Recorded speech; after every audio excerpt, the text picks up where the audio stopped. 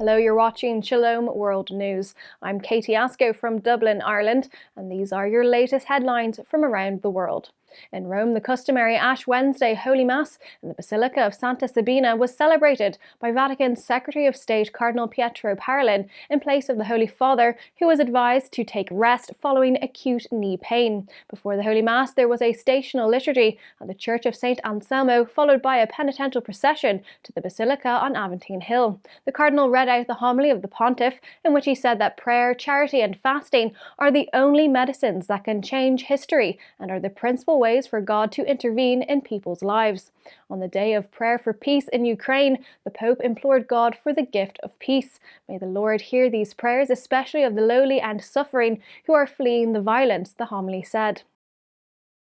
In what is intended as a sign of solidarity with the suffering people of Ukraine, U.S. Secretary of State Antony Blinken visited a Ukrainian church in Washington, D.C. The top official in the Biden administration made the visit on Wednesday, March 2nd, accompanied by Ukrainian ambassador to the U.S., Oksana Markarova. Blinken expressed admiration for the people of the conflict-hit country and called the ambassador our new star. Also during the visit to the Ukrainian Catholic National Shrine of the Holy Family, Blinken said that President Vladimir Putin of Russia made a horrific and terrible mistake by invading Ukraine. Meanwhile, in the US, Ukrainian schools and youth groups are hosting prayer vigils for peace. On Monday, February 28th, the St. Nicholas Cathedral School in Chicago held a prayer vigil for the safety and protection of all. Thanking the faithful across the world for joining the Holy Father's appeal to pray for Ukraine amid the escalating war, the Ukrainian Greek Catholic Church's Major Archbishop Shevchuk expressed his hopes that the prayers would bring peace to the war-torn nation. Addressing the faithful through a video message, Archbishop Shevchuk expressed relief, stating, quote, "We feel that in our misery, we are not alone." Meanwhile, Ukrainian Catholic bishops have urged Pope Francis to consecrate Ukraine and Russia to the Immaculate Heart of Mary. In a letter addressed to the Pontiff, the Ukrainian Catholic Rite bishops asked His Holiness to consecrate both nations so that peace reigns in the region. The prelates requested the consecration as the conflict entered the seventh day following the Russian invasion. The Mexican headquarters of Pontifical Organization Aid to the Church in Need has released a brochure to inspire believers during this Lenten period. Titled Brave for Love, the brochure describes the courageous testimonies of 40 seminarians from 25 countries and their encounters with God. It is arranged so that on each day of Lent, believers can read one testimony. The brochure says that the 40 stories reveal how the young men took the daring decision to leave everything behind and follow in the footsteps of Christ. Meanwhile, thousands of pro-lifers have started the 40 Days for Life campaign on March 2nd. In hundreds of towns and cities in several countries, including the US, pro-lifers will jointly pray, fast and take part in community outreach activities to protect the lives of the unborn. Since the beginning of this annual campaign in 2007, as many as 20,728 babies have been saved.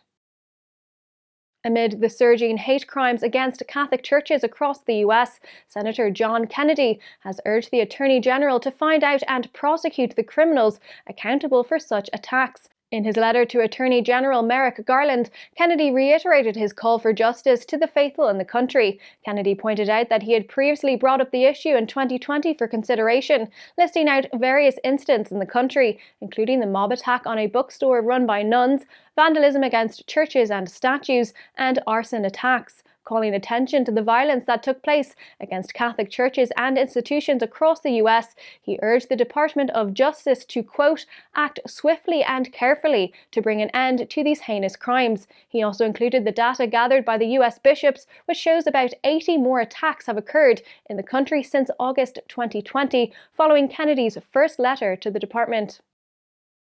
During his visit to the country last weekend, the spiritual head of the Anglican Church, Canterbury Archbishop Justin Welby, raised the issue of the Christian minority in Pakistan being targeted. Showing solidarity with the Christian community, the Archbishop said that the failure of the government to address hate speech has contributed to mob violence. He made this statement during his meeting with Prime Minister Imran Khan. The spiritual leader of the Anglican Communion also visited the Christian community in Peshawar and met with survivors of the recent violent terrorist attacks in which the Church of Pakistan's Reverend William Siraj was shot dead last month while returning home after worship. Addressing the community of the All Saints Parish in Peshawar, which witnessed a terrorist attack in 2013, the Archbishop said he prayed, wept and thanked God for them. Gunshots, bombs and rocket explosions could not deter a Brazilian Catholic priest and his parishioners in the Ukrainian capital of Kiev from gathering in their church to pray and fast on Ash Wednesday, following the exhortation of Pope Francis. Father Lucas Perozzi and members of the Dormition of the Virgin Mary Parish in Kiev observed the day of fasting and prayer for their motherland from the safety of the bomb shelter of their church. Calling the Holy Father captain of the boat, Father Lucas said he knows the whole world is praying for Ukraine. Knowing that death is not the end of life, the Brazilian priest stressed that the resurrection Christ promised is awaiting him and his fellow members. As the world keenly observes events in Ukraine following the Russian invasion, a UK-based organisation has issued a report on the often forgotten plight of people in Syria. According to the Syrian Observatory for Human Rights report, about 333 people have died in February alone this year in the war-torn West Asian country. Among the victims are 33 civilians, including 16 children, who died in explosions from the civil war. There were also honour killings in which 10 people, including 2 women and a child, lost their lives. Shelling and gunshots by regime forces have resulted in the death of 27 people, including 4 children and the same number of women. Meanwhile, the Syrian Observatory for Human Rights, an organisation that keeps an eye on the humanitarian situation in Syria, reiterated its appeal to the international community to put an end to the carnage in the country.